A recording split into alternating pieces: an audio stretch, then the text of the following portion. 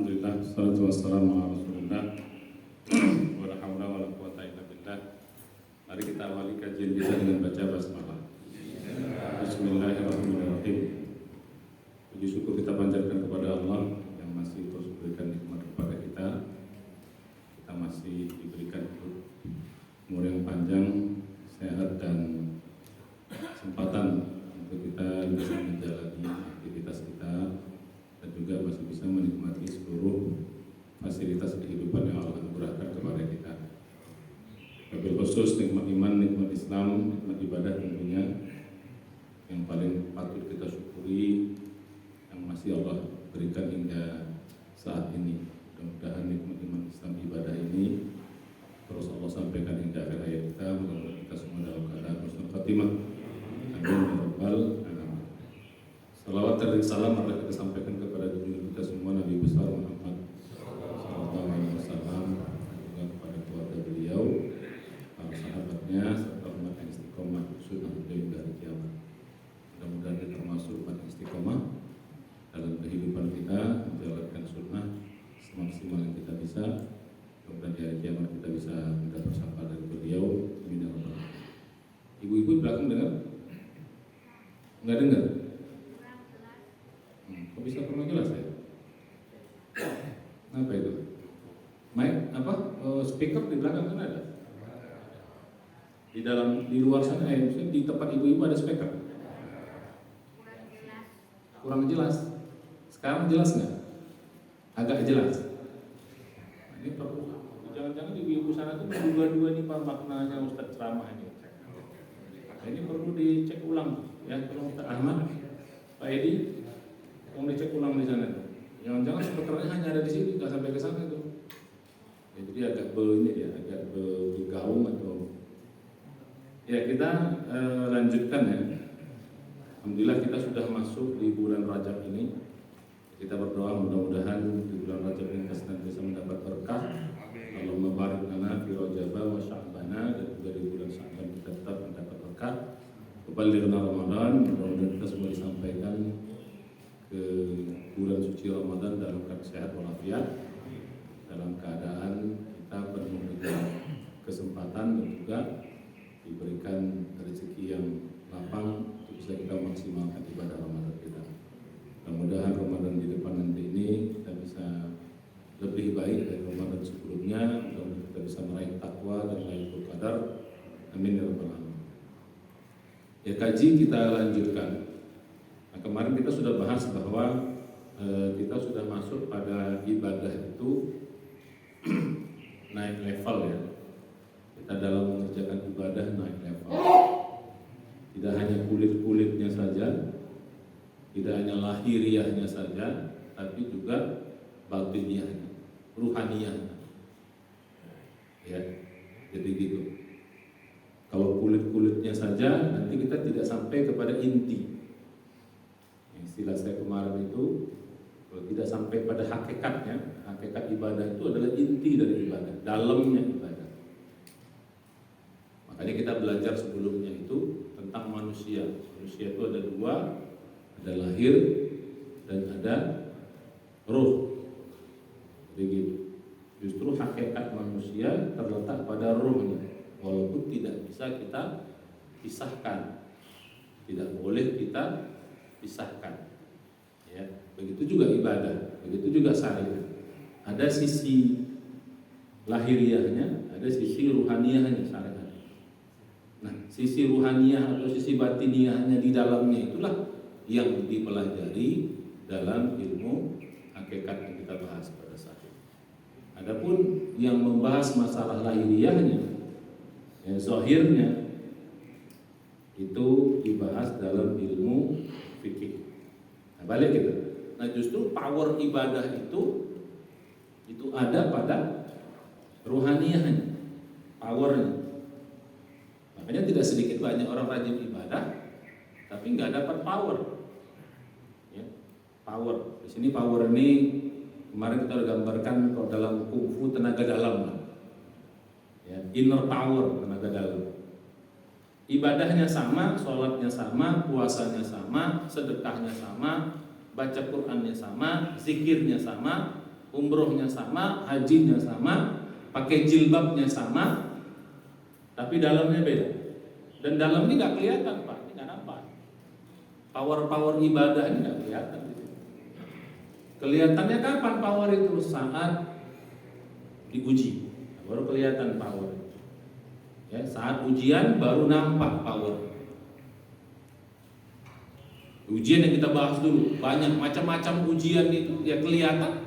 Ya sama kayak mobil, casingnya bagus mobil itu, mungkin karena baru dicek, baru dijemput, ya tapi kan mesinnya kan nggak bisa.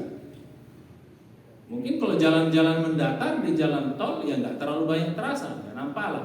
Tapi kok ketika diuji jalan mendaki, apalagi mendakinya sampai 45 derajat misalnya, nah, baru kelihatan mana. Atau medan pun masih kita medan berkelok-kelok gini. Nah, itu kalau mobil-mobil yang odong-odong ya nggak sanggup naik, walaupun mungkin casingnya bagus. Tapi kalau mobil yang mesinnya bagus itu, wah, gimana pun tanjakannya bisa dah. Begitulah, nggak kelihatan memang luarnya. Sholatnya sama, tapi powernya beda. Saya bilang kemarin, Rasulullah itu ketika hampir dibunuh, ketika dia sedang tidur, dia ambil pedang di atas pohon, dia tidur di bawah pohon, dia sangkutkan pedang itu di pohon itu, dia ambil kelihatan sama musuh, kelihatan orang kafir, orang musyrik. Dia bilang, Muhammad, sekarang pedangku ada di leher. Siapa yang bisa menyelamatkan engkau dari pedang? Apa jawaban Rasulullah? Dengan tenang, Allah. Jatuh itu pedang. Itu ngomong Allahnya pakai power. Ada powernya. Nah kalau kita kayak gitu, siapa yang menyelamatkan lehermu dari pedangku? Itu coba bilang Allah. Mungkin bukan pedangnya yang jatuh, leher kita yang putus. Karena bilang Allahnya nggak punya power. Nah di situ Pak, sama ucapannya, tapi powernya beda. Setan bisa lari dengan ayat kursi yang dibaca orang punya power. Kalau nggak punya power, setannya ketawa. Udah hafal dua katanya. Nggak bisa begitu, karena nggak punya power. Kita di Afghanistan itu, takbirnya Allah Akbarnya dengan batu doang bisa bisa meledak. Bisa begitu. Bisa begitu Pak, karena takbirnya pakai power. Nah kita mungkin takbir kita nggak ada powernya, kurang power. Ini kenapa? Karena mereka sudah sampai ke inti dari ibadah itu, inti dari agama itu, maka dapat. Nah kita enggak. Nah makanya harusnya kita sudah senior ini, sudah sekian puluh tahun sholat, sekian puluh tahun puasa, sekian puluh tahun ngaji, berzikir dan lain sebagainya, harusnya sampai pada dalam. Kalau enggak, sayang. Karena power inilah yang nanti kita bawa di hari kiamat Pak. Lahirnya enggak. Memang ada manfaat fisik, ya, manfaat lahir, manfaat fisik dari ibadah itu ada banyak. Sudah diteliti dalam ilmu sains, ilmu kedokteran. Dampak ruku, dampak sujud yang bagus, ya, kebersihan misal dengan wudu. Sujud itu bisa memperbaiki aliran darah atau getah bening katanya. Di otak itu katanya udara bisa bagus masuknya dengan sujud yang makin banyak manfaat lahiriah. Ya, apalagi di pagi hari kita ke masjid, terasa udara yang segar. Terasa manfaat. Puasa manfaat lahiriahnya, sumu tasihu kata Nabi, puasalah kamu pasti sehat. Jadi banyak manfaat lahiriahnya, ibadah itu. Tapi yang sampai nanti di hari kiamat, atau yang manfaatnya saat kita sakratul maut sampai nanti kita dikubur itu enggak, lahiriahnya enggak dapat. Al-Quran mengatakan ketika kita menyembelih kambing, menyembelih kurban, enggak sampai itu darah kurbannya, enggak sampai itu daging kurban. Yang sampai itu adalah ketakwaan kita, ketaatan kita, keikhlasan kita. Di situ power itu. Jadi manfaatnya di waktu kita sakratul maut baru kelihatan. Sholatnya sama tapi beda hasilnya, bisa begitu. apalagi di hari kiamat. Mudah-mudahan kita dapat yang demikian. Jangan kulit-kulitnya doang, sayang gitu. Ya bukan saya mengatakan tidak dapat pahala, tapi nilainya kurang gitu. Dan manfaat dalam kehidupannya pun sedikit. Ya, saya bilang tadi ketika diuji, orang yang punya power itu beda. Ujian itu macam-macam. Ujian susah, sama-sama rajin ibadah, begitu kena musibah ada yang tumbang. Tuh, kok gini Tuhan, kok bikin aku begini? Artinya apa? Suami meninggal lah, istri meninggal. Kalau istri nggak terlalu lah, suami meninggal. Ya Pak, wah Bapak kalau istri meninggal, wah sedap juga ini kan dapat ganti yang baru. Nggak di sini Pak, itu di sana. Di sini bagus-bagus semua. Orang tua meninggal, anak meninggal, rumah terbakar, sakit. Nah, orang yang punya power itu beda. Biar jangan-jangan yang tadi tumbang itu mungkin sholatnya bisa lebih rajin, bisa mungkin sholat sunat-sunatnya mungkin lebih banyak secara kuantitas, tapi nggak berkualitas bahasa kita. Dia mungkin wajib saja, mungkin sedikit sunatnya, tapi dia powerful mengerjakannya, berkualitas. Yang kemarin kita bahas itu, yang 5 itu, masih ingat Pak? Ingat kan yang 5 itu? Ingat dulu Pak. Ingat pelajaran kemarin. Yang itu sampai pada dalamnya powernya itu, hakikatnya 5. Apa kemarin? 1? Apa Bu? Ikhlas. Benar-benar ikhlas. Coba dihafal dulu. Nggak apa-apa Ustaz kok. Bulan depan juga Ustaz ulang lagi. Ya, dan ini yang pertama dan utama. Dan kalau saya ikhlas tuh, kalau saya klasifikasikan bertingkat. Walaupun ada sebagian ulama yang hitam putih, 0 dan 100 skalanya. Kalau saya lebih cenderung skalanya 0, 1, 2, 3 sampai 100 berjenjang. Nah, skalanya 0 100. Ini nggak ada di antara itu. Ya harus benar ikhlas. Ya jangan-jangan selama ini ibadahnya kurang power karena kurang ikhlas. Masih banyak tergantungnya. Jadi ibadah itu banyak tergantung pada hal-hal yang selain Allah. Kalau lagi banyak uang, rajin ibadah. Atau sebaliknya. Kalau lagi banyak rezeki, rajin ibadah. Begitu susah, mulai. Atau sebaliknya, susah rajin ibadahnya. Begitu, jadi banyak tergantungnya.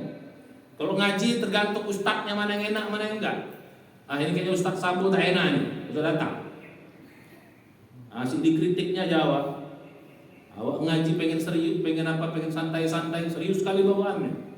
Marah-marahinnya awak. Usahalah. Jadi ibadahnya tergantung. Ya, tergantung di luar sesuatu selain Allah Subhanahu wa taala. Enak tak enak, suka tak suka jadi ibadah. Kalau ibadah itu kan suka. Kalau imamnya itu mau dia di masjid itu. Atau kalau itu kayaknya masjidnya banyak bid'ahnya kayaknya itu. Di sana kalau masjid itu habis sholat banyak kali yang salaman-salaman. Banyaklah macam-macam. Jadi terbanyak hal-hal yang tergantung di luar. Itu urusan masing-masing. Kalau nggak benar urusan masing-masing. Ibadah saja. Jadi banyak tergantung teman, tergantung situasi, tergantung kondisi dan lain sebagainya. Nah, ibadah-ibadah gini ikhlasnya kurang Pak. Bukan saya katakan tidak ikhlas, kurang. Ikhlasnya bagus, mau senang mau susah tetap ibadah. Mau lapang mau sempit tetap sedekah. Nah begitu baru dapat powernya nanti. Suka tak suka sama orang itu harus dibantu, bantu.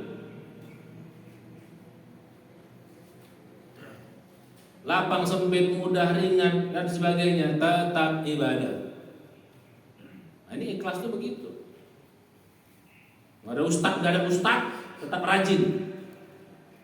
Mau dipuji orang, tak dipuji orang, tengok orang, tak tengok orang, mau rame, mau sedikit, tetap ibadah. Jadi gak tergantung kepada apa-apa hal-hal yang di luar selain Allah Subhanahu wa ta'ala. Baru ada power ibadahnya nanti. Ini yang pertama dan utama. Ya, kalau ikhlasnya kurang ya gak punya power. Ya, tadi ngaji, kalau ustaznya enak, kalau tak enak gak mau ngaji. Enak tak enak ustaznya, ngaji dulu dapat pahala sudah. Alhamdulillah sekarang ustaz banyak, Pak, silakan. Ya, di YouTube tuh banyak. Alhamdulillah sekarang. Nah, jadi ikhlas itu penting dan nomor satu dia. Makanya innamal a'malu. Jangan-jangan ibadah kita kurang power karena kurang ikhlas. Jadi kalau ikhlas banget, nggak ada urusan sama itu, tetap ibadah. Nah, ini baru. Yang kedua kemarin, ya, secara fikih harus bagus, usahakan, karena ada nilainya juga di hadapan Allah. Yakini mana yang kita yakini. Yang ketiga kemarin kita ulang, sadar, bukan khusyuk, tapi sadar. Ya khusyuk itu nanti semua sebenarnya khusyuk, ikhlas itu khusyuk. Kalau tak ikhlas tak khusyuk. Jadi khusyuk itu besarnya. Gitu. Makanya ikhlas dan khusyuk itu sering digabung. Sadar itu badan kita ibadah, badan kita beramal, hati dan pikiran kita tetap ibadah. Banyak orang tidak, badannya ibadah, mulutnya ngaji, mulutnya qomat kamit membaca sesuatu, maka zikir, apakah baca sesuatu, tapi hati dan pikirannya fly to the sky, jalan-jalan, nggak sadar. Banyak orang nggak sadar. Ngaji nggak sadar, badannya nengok ustad, matanya nengok ustad, pikirannya mikirin, ntar habis ini siapa lawanku.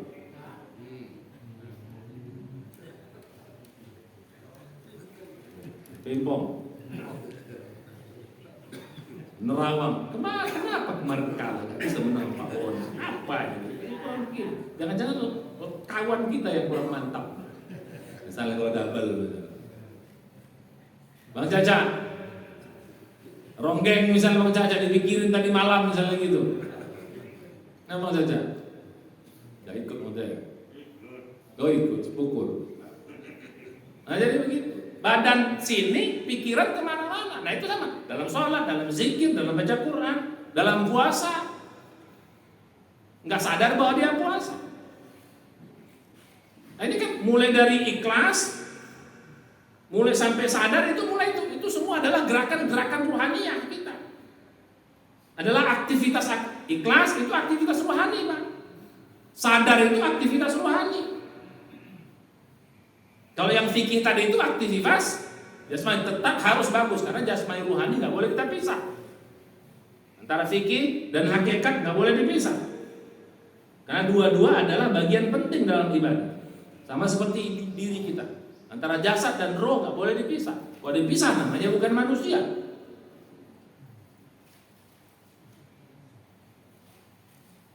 Sadar. Nah ini perlu latihan nanti. Dan yang paling berat itu adalah pada bab sholat nanti. Makanya Nabi mengatakan kalau udah sholatnya benar, yang lain benar semuanya. Kalau udah dalam sholat dia bisa ikhlas, tidak tergantung apapun situasi apapun, siapapun. Dalam sholat sudah mulai latihan, do the best, yang bagus-bagus, yang terbaik. Gerakan yang terbaik, bacaan yang terbaik, ruku yang lama, sujud yang lama, wudu yang bagus, pakaian yang bagus. Kita kadang-kadang boro-boro, sholatnya lama, pengennya malah cepat. Prinsipnya lebih cepat, lebih baik. Sama imamnya sudah cepat, begitu sendiri, lebih cepat lagi. Ini nggak nyunah. Rasulullah itu kalau sholat berjamaah agak cepat. Tapi begitu sendiri lama sekali, kecuali ya sholat sunat tertentu seperti sholat qobliyah itu ya agak cepat. Bahkan Nabi itu kalau sholat fajarnya itu dalam satu riwayat itu sampai seolah-olah seperti tidak membaca Al-Fatihah saking cepat. Ya kenapa Rasulullah qobliyahnya cepat? Karena sholat malamnya udah panjang kan gitu. Nah, dalam riwayat setelah sholat fajar itu Rasulullah itu tidur. Jadi Rasulullah itu tidur juga, istirahat itu di situ. Sholat fajar tidur dulu sebelum azan subuh. Karena sudah capek malamnya, sebelumnya panjang dia berdiri. Kok tidur Pak? Jadi yang dilarang tidur itu setelah subuh. Tidur subuh kalau begitu mulai qomat baru Rasulullah. Cuman kita jangan ikut ini, karena kita sebelum azan masih tidur soalnya. Ikut sunnah Nabi, habis sholat fajar tidur. Kenapa? Nabi men, itu dia tidur dulu tuh karena sebelumnya sholatnya panjang. Kalau sebelumnya tidurnya panjang. Ya jawabannya minimal mengamalkan juga lah katanya kan. Saya kira ini sunnah mungkin yang jarang kita lakukan kayaknya Pak. Mungkin nggak pernah kita lakukan subuh. Pernah nggak kita lakukan sunnah? Habis sholat qobliyah subuh kita mungkin kalau lagi itikaf ini bisa ya. Lagi itikaf kan. Ya, karena kalau di Saudi itu Pak, terutama di Madinah itu kan panjang. Antara azan dan qomat itu setengah jam itu. Sebenarnya yang sunnah itu memang azan subuh sama qomat subuh itu agak panjang Pak. Bapak kalau Bapak bahkan mungkin di Turki, itu lebih panjang lagi. Bisa hampir 1 jam Pak. Maka selesai sholat subuh kita kalau panjang imamnya udah agak terang gini nih. Kenapa orang di sana? Maka kalau kita di Turki itu gelisah kita Pak kalau sholat di masjid di sana, gelisah. Orang santai aja, habis kemudian ngaji apa berdoa, kita gelisah nih kapan qomatnya. Agak panjang orang tuh, dia berpakai hadis yang Rasulullah pernah memperlambat. Makanya kalau di Madinah itu setengah jam, di Yordan juga setengah jam. Kalau di Mekah enggak, dia 15 menit. Ya karena waktunya panjang mungkin tidur kan sudah capek. Balik saya bilang tadi. Jadi secara lahiriah tetap bagus kan. Sekarang coba latihan sholat sujud yang panjang, rukuk yang panjang ketika sholat sunnah. Atau imam sekali-sekali juga perlu panjang-panjang. Nengok anak muda semua yang mantap-mantap di belakang tuh sambil meluruskan saf. Ini mantap nih, hebat-hebat semua nih, hajar. Kalau banyak yang tua yang udah sakit-sakit ya diperingkas. Jadi sadar yang berikut. Sadar ketika baca Quran, sadar ketika zikir. Nah yang sulit juga tuh selagi zikir juga sulit tuh. Kalau zikirnya sedikit, kalau zikirnya panjang ngantuk juga. Lewat. Yang paling berat zikir subuh sampai suruh itu adalah melawan ngantuk, paling berat. Makanya variasikan Pak. Maksudnya variasikan itu ya boleh ngantuk baca Quran atau apa. Variasikan. 4. Apa 4? Setelah sadar 4. Pahami ibadah itu. Mungkin mulai masuk ke dalam lagi. Kalau sadar mungkin agak keluar, masih di luar, belum sadar. Paham mulai masuk ke dalam. Baru yang kelima itu adalah tafakkur, renungkan ibadah. Lagi sholat merenung, baca Quran merenung, zikir merenung, puasa merenung, haji merenung, pakai jilbab merenung. Nah nanti kalau ini sudah terbiasa di dalam sholat, itu bisa kita tarik nanti keluar sholat. Kalau dalam sholat sudah bisa ikhlas, kita tarik. Makanya qul inna sholati, ikhlas dalam sholat, wa nusuki, ikhlas dalam ibadah-ibadah yang lain, wa mahyaya, ikhlas dalam kehidupan, wa mamati, nanti ujungnya ikhlas dalam kematian. Lillahi rabbil alamin. Begitu Pak. Jadi dimulai dari sholat. Kalau udah bisa sholat ikhlas, insya Allah. Karena sholat kan latihan ikhlas itu sehari berapa kali? 5 kali kita latihan ikhlas. Tambah lagi sunat-sunat. Latihan sadar dalam sholat,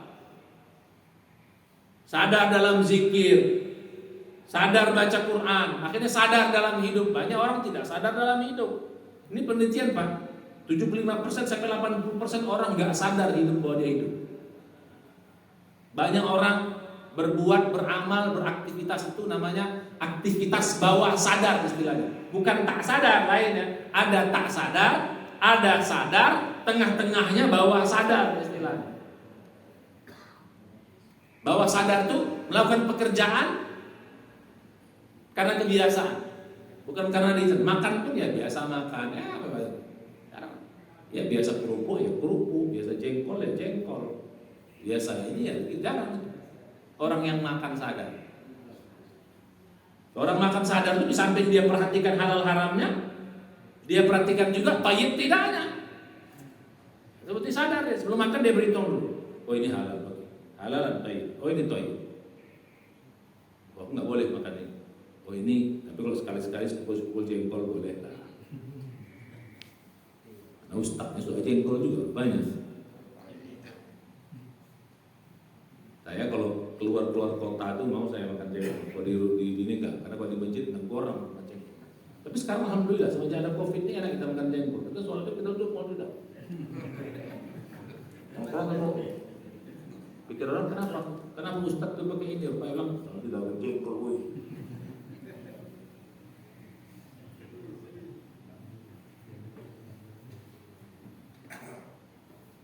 Nah jadi begitu. Banyak gak sadar ya. Kalau sadar makan.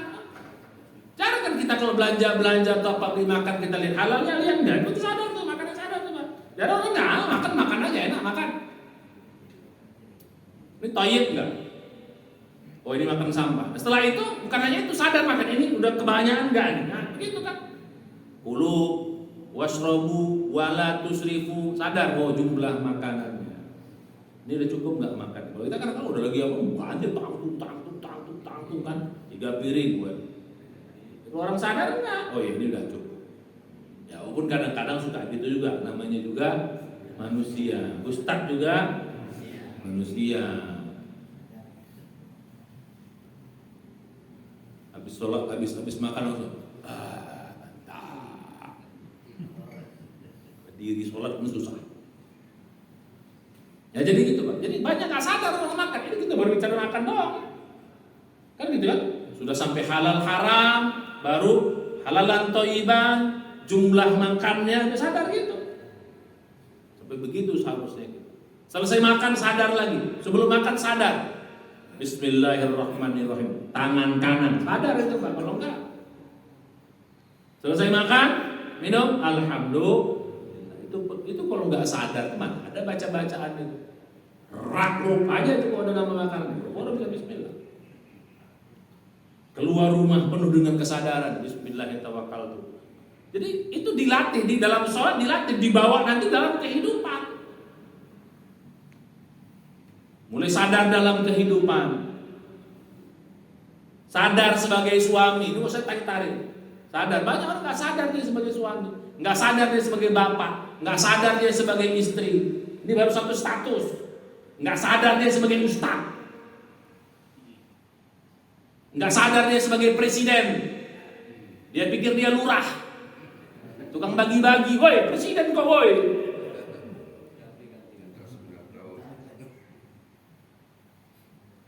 Kerja bagi-bagi itu bukan kerja presiden. Ini negeri antah berantah. Jangan Bapak ketawa kayak gitu. Tangkap nanti Bapak. Sadar dia presiden.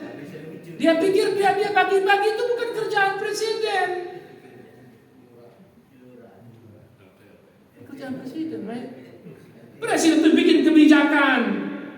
Kalau cuma bagi-bagi itu anak-anak pun pandai. Asal ada uang. Oh, itu tendensius Pak, jangan. Dia nggak sadar dia menteri, nggak sadar dia pejabat. Nggak sadar ya Allah. Nah ini kenapa? Karena makanya akhirnya nggak, ibadah tuh nggak powerful gitu loh, nggak berbekas dia dalam kehidupan. Karena dikerjakan cuman kulitnya doang, nggak berbekas dia.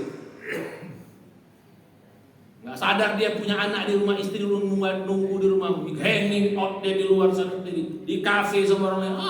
Anak itu nunggu di rumah. Kapan bapak ini pulang? Itu baru tingkat itu. Nggak sadar dia seorang muslimah, pakai jilbab, naik panggung, santai men. Ya Allah. Nggak sadar dia seorang muslimah. Paham? Dimulai dari sering tidak sadarnya di dalam sholatnya. Jadi efek itu sampai ke sana. Ini pas lagi kita 27 Rajab, kita bahas kita agak dalam tentang sholat ini.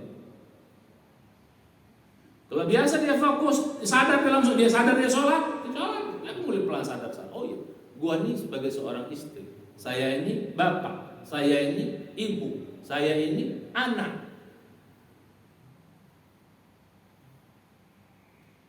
saya ini muslimah, saya ini pejabat,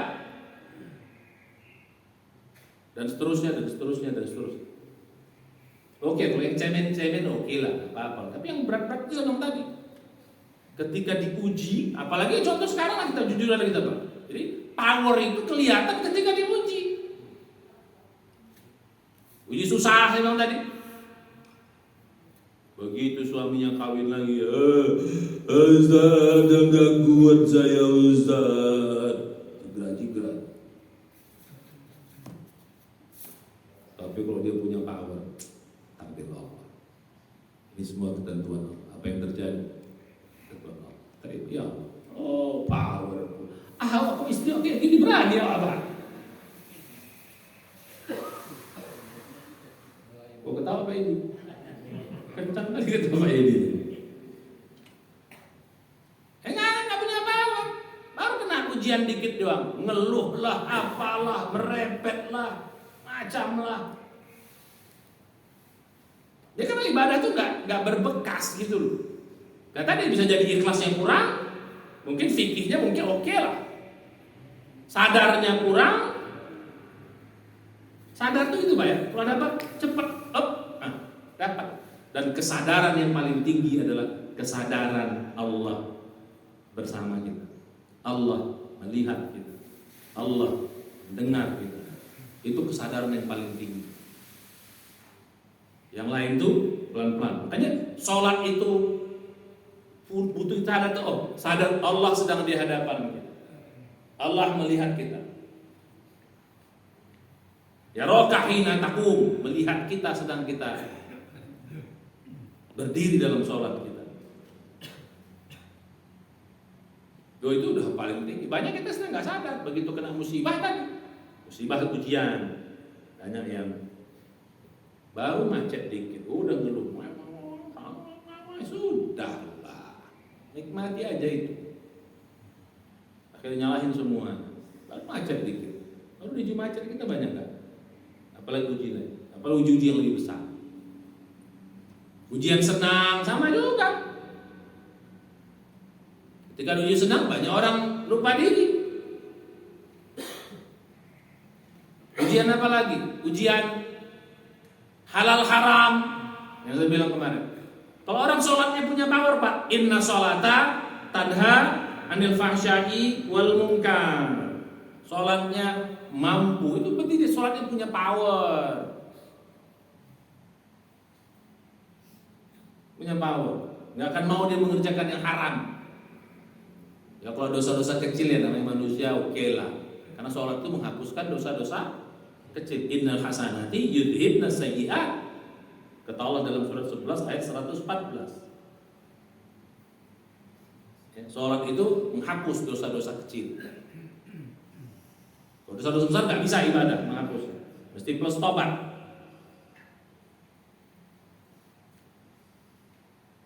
Nah jujur kita coba masalah ujian halal haram ini. Negeri kita kayak gini, hancur-hancuran gara-gara apa? Presidennya Muslim, ya rajin sholat juga. Wakil presiden, menterinya, yang Muslim-Muslim mayoritas semua. Eselon satunya, jenderalnya, Kapolrinya, dulu, sekarang enggak. Panglimanya, kasatnya, haji-haji semua, yang Muslim. Coba, yang haji sholat, tapi kenapa negeri ini hancur-hancuran begini? Ekonomi, apa sebagainya? Kalau enggak banyak penderitaan begini. Ya tadi, yang nggak sadar bahwa dia seorang Muslim, nggak sadar bahwa dia rajin sholat juga. Lagi puasa, iya nggak mau. Ya Pak, maaf ya amplop sedikit Pak. Sorry ya, lagi puasa ya. Jangan sekarang. Ntar aja lebaran. Kita main kan. Rapel. Ya nggak ada rem. Padahal sholat yang punya power kita pasti, sholat yang sudah sampai pada hakikat itu, dia akan mencegah diri untuk dimungkar. Gak akan ada mau korupsi, gak akan mau zalim sama orang. Aduh Pak, jangankan zalim sama orang Pak, zalim sama binatang pun kita gak tega Pak. Orang yang udah benar itu ibadahnya, jangankan zalim sama orang, menyakiti orang, menyakiti binatang dalam hati kita. Jangankan zalim sama orang. Makanya mengapa setelah selesai salat itu ditutup dengan Assalamualaikum. Orang yang sholatnya benar tadi, yang penuh dengan pemahaman, kesadaran itu, Assalamualaikumnya benar ke kanan, Assalamualaikum ke kiri. Artinya begitu dia selesai sholat, orang semua dapat rahmat, barakah dan keselamatan dari itu. Jadi begitu dia sholatnya benar, orang selamat, orang dapat rahmat, orang dapat berkah dari itu atas pertolongan Allah Subhanahu Wa Taala. Jangan zalim dia sama istrinya, sama anaknya, sama suaminya, sama orang tuanya, sama temannya, sama sahabatnya, sama tetangganya, sama bawahannya, dan seterusnya, dan seterusnya, dan seterusnya. Itu dimulai dari situ. Dari sholat saja kalau kita bahas dulu. Makanya pantas kan Nabi kita sholat as-sa'iru kul, apa namanya? Sa'iru amalihi. Apabila sholatnya betul, sholat seluruh maka bagus seluruh amalnya. Apabila sholatnya rusak, fasada sa'iru amali, rusak semua. Jadi begitu. Dimulai dari sholat. Yang keempat apa lagi tadi? Setelah kita paham, apa yang kelima tadi? Renung. Mulai sekarang merenunglah coba rajin. Sholat merenung, renungkan bacaan Al-Fatihah, bacaan takbir, bacaan ruku, bacaan sujud. Kalau sholatnya merenung pasti lama. Makanya sholatnya sholat sendiri. Yang saya ajarkan dulu, khusyuk level 3 level yang saya punya. Khusyuk level 1 minimal tadi 1 2 3 itu level 1. Khusyuk level 2 1 2 3 4 yang tadi. Khusyuk level 3 1 2 3 4 5. Masih enggak pelajaran yang dulu? Udah lupa Ustaz, nah kita ulang lagi nanti. Latihan sholat khusyuk.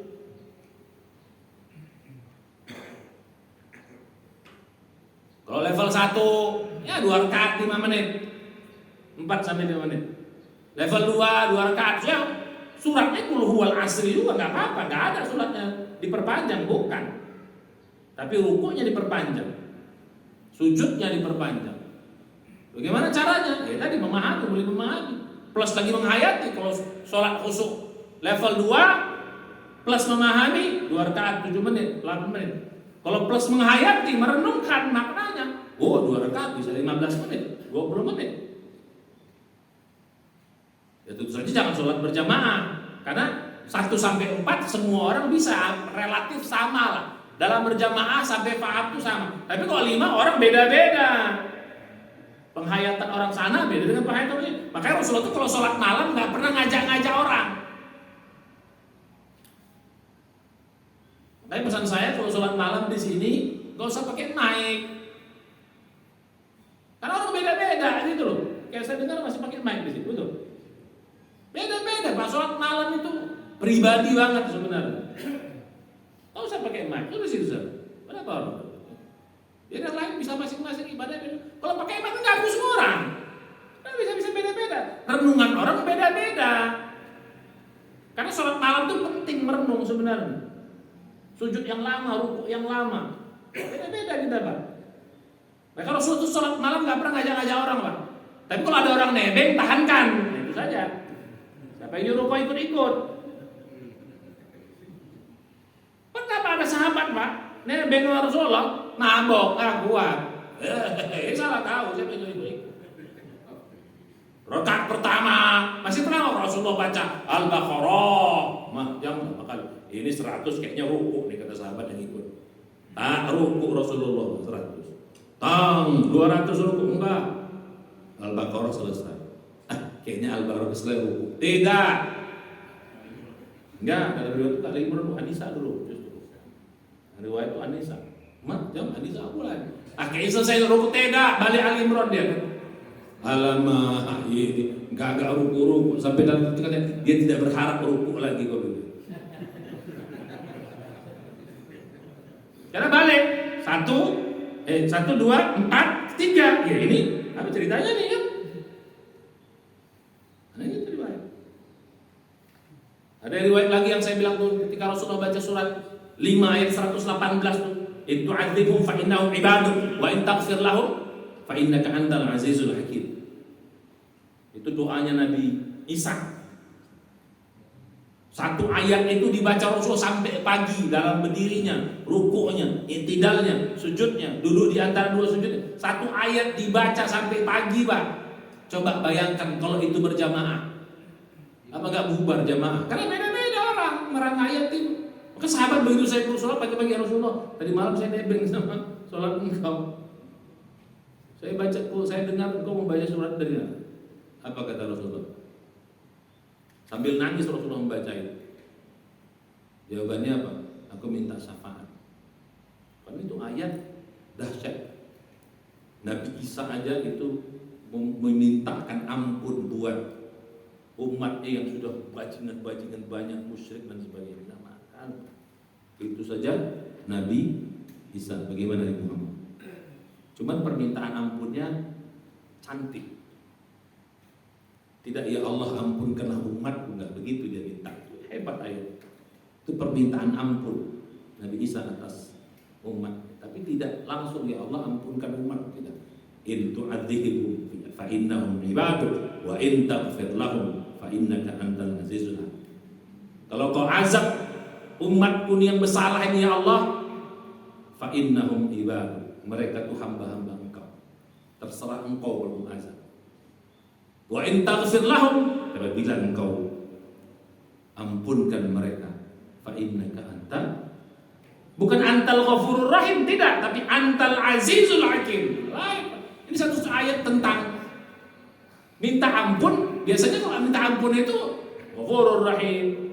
Qul ya ibadiyalladzina asrafu ala anfusihim la taqnatu min rahmatillah innallaha yaghfiru dzunuba jami'a innahu huwal ghafurur rahim. Misalnya dalam surat Az-Zumar misalnya. Katakan wahai hamba-hambaku yang melampaui batas, la taqnatu min rahmatillah. Janganlah kalian putus asa dari rahmatku. Allah akan ampunkan semua dosa-dosa jami'an. Innahu huwal ghafurur rahim. Dia Maha Pengampun lagi Maha. Tapi ayat yang tadi tidak. Innaka antal azizul hakim. Kau Maha Perkasa dan lagi Maha Bijaksana. Kenapa? Karena siapa? Nabi Isa tahu umatnya bakal menyeleweng semua. Ini ayat ini. Makanya Rasulullah baca ayat ini nangis Pak pagi. Balik. Karena renungan orang beda-beda. Makanya pesan saya nanti lain kali coba panitia sholat malam tak usah pakai mic. Tahu mana? Blok aja berapa? Karena masing-masing orang beda, renungan itu beda-beda. Ya mudah-mudahan didengar sama panitia ini. Ya, sebenarnya saya gitu ya, nggak apa-apa. Nggak usah ikut rame-rame juga nggak apa-apa. Kalau sendiri pojok sana, tapi mungkin 2-3 ayat kita paham, beda-beda. Nggak usah harus ngejar berapa? 30 juz. Sekarang mau dikejar kuantitasnya atau kualitasnya, powernya atau luarnya. Nggak dapat power, nggak dapat power. Pahala ya mungkin iya, tergantung keikhlasannya. Tapi powernya nggak dapat. Apalagi pas sambil ngantuk berdiri dulu, makanya pun apapun dibaca, pas nggak hafal pula.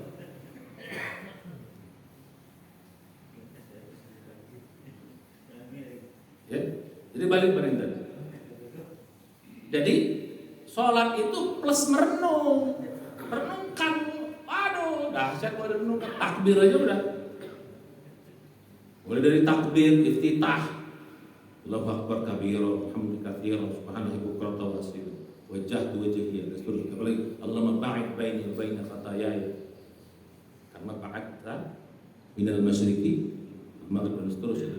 Baca Al-Fatihah, renungkan surat, wajib kulhu wal asri, kulhunya diulang-ulang, wal asri diulang-ulang. Idza ja'a nasrullah, pendek-pendek saja tapi ulang berkali-kali untuk dapat power. Rukuk yang panjang, sujud yang panjang, dan seterusnya. Kalau rukuk panjangnya memperpanjang tasbih, tapi kalau sujud diperpanjang dengan doa-doanya tambah. Apa aja tumpahkan dalam sujud itu. Jadi ini sholat yang powerful begini. Baru ada apa namanya? Baru ada pengaruhnya. Sampai kita pada hakikat, oh ternyata. Jadi begitu. Nah, balik pada kajian. Ya, jadi naik level dulu sekarang. Ya, kerjakan 5 dalam sedang. Tadi sholat, itu juga puasa, ikhlasnya, bagusnya, sadarnya, pahami. Jadi mulai puasa itu pahami kenapa saya harus puasa, kenapa saya harus lapar. Yang lebih lagi renungkan, waduh sambil lapar merenung, catat itu. Pak, kalau kita puasa kita bener, Pak, aduh kita ini orang lapar nggak akan tega kita, Pak. Banyak orang tega nih, orang lapar. Tega kita nih orang lapar. Pasti tergantung batu apa yang bisa kita bantu. Tapi kalau rajin puasa tapi masih tega dengan orang lapar, tapi nggak dapat. Nggak dapat apa? Hakikatnya. Makanya mengapa orang yang tidak puasa itu bayarannya, fidyahnya bayar uang, ngasih makan. Jadi salah satu hakikat puasa itu adalah betapa tidak enaknya lapar. Sehingga akhirnya kita peduli sama orang-orang lapar. Bukan satu orang lapar, ya banyak orang lapar. Kalau kita bisa memberi makan beberapa orang, makin lama, makin banyak orangnya, begitu kita berpuasa, kita akan hilangkan kelaparan orang lain. Tapi tidak, begitu kita menjabat, na'udzubillah, kita kenyang sendiri, enak sendiri. Banyak kita lupa sama orang banyak yang lapar. Maka salah satu pendusta agama itu digabungkan dengan sholat yang lalai, Pak.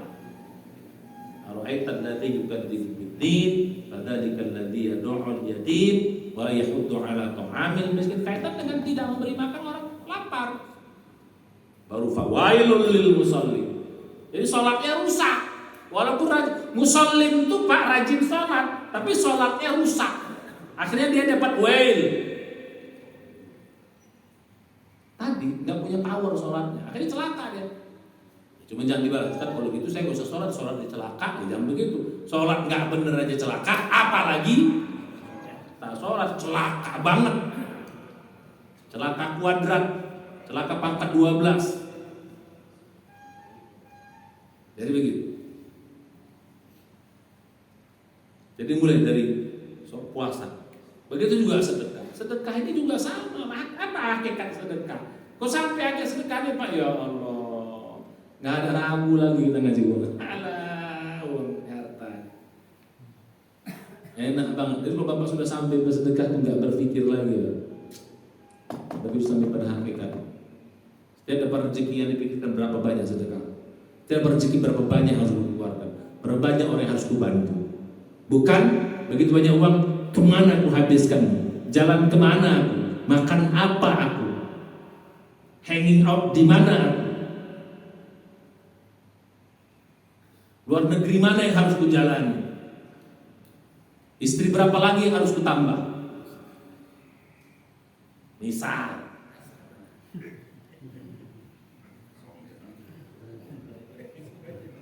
Jadi begitu dapat rezeki, Pak, yang dipikirkan itu seperti itu. Bukan kalau yang belum dapat itu yang setiap sedekah itu sedekah begitu, berarti nggak lolos. Mohon maaf. Oh, di sini setiap sedekah masih itu belum dapat hakikat. Belum. Selalu berhitung, masih berhitung. Kalau udah dapat hakikat, aduh, ringan banget mengeluarkan uang.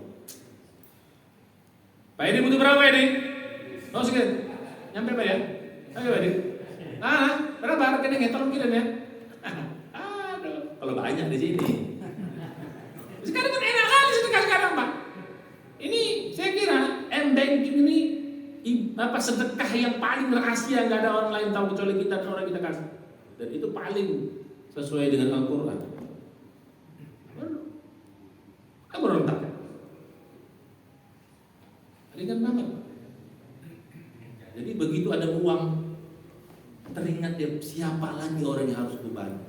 Siapa lagi orang yang harus lembaga mana atau apa? Oh, baru dapat. Nah, kalau masih berhitung atau begitu dapat rezeki masih gimana aku cara menghabiskannya? Gimana aku cara menikmatinya? Berarti belum dapat. Berarti belum sampai orang kalau sampai hakikat Pak pada sedekah itu Pak, udah nggak pernah takut lagi dari rezeki itu. Dan dia yakin pasti selalu ada. Makanya nggak pernah ragu lagi.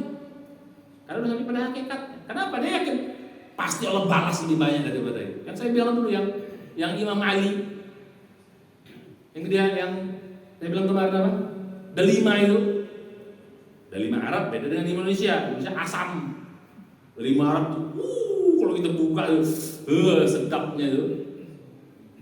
Yang pengalaman. Istrinya kepengen dibelikannya, di tengah jalan ada orang lapar. Dia berpikir, ini orang lapar, 3 hari udah gak makan. Sementara istri saya, dia bukan lapar, tapi karena kepengen, bukan butuh, kepengen doang. Ini lapar, ini lebih butuh, dia kasih.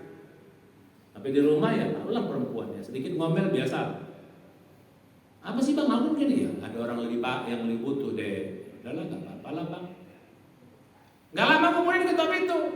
Assalamualaikum, salam, Mayali, ini ada titipan, delima. Dia mengatakan sudah Rasulullah, mengatakan ada yang lain.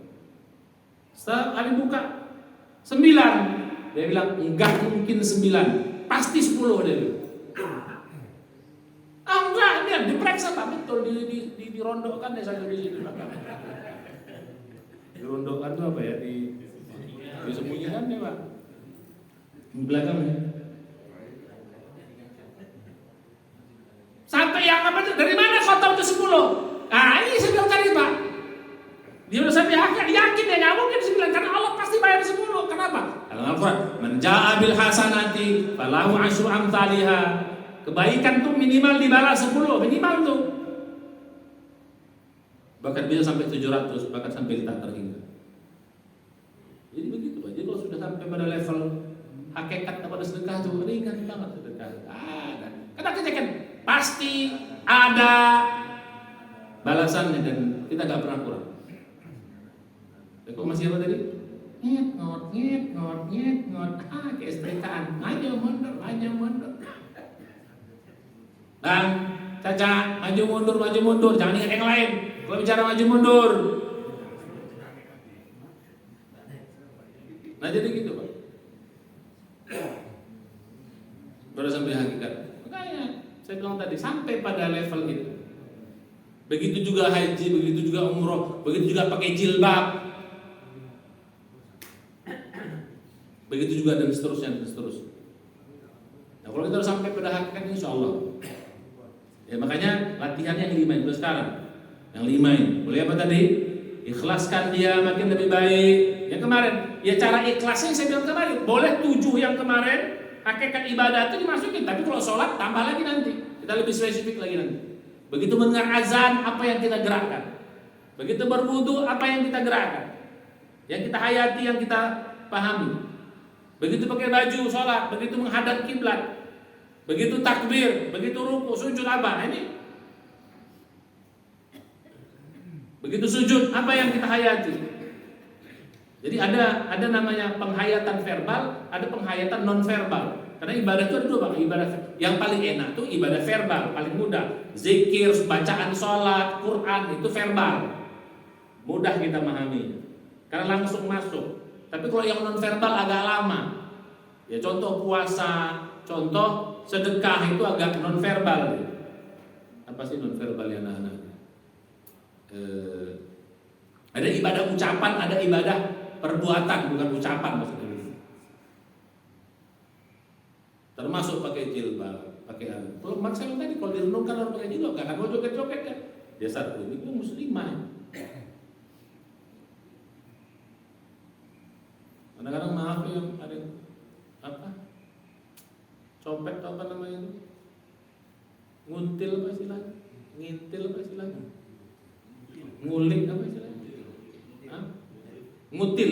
Nah, itu bapak korban.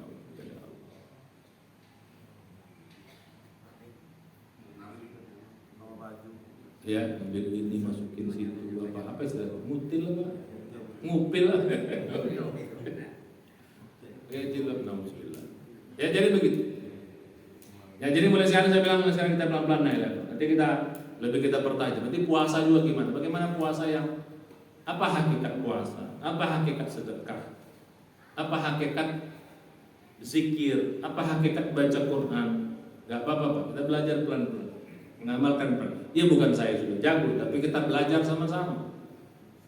Saya hanya sedikit lebih tahu daripada Bapak. Tapi kalau Bapak lebih duluan, lebih dalam mengamalkannya,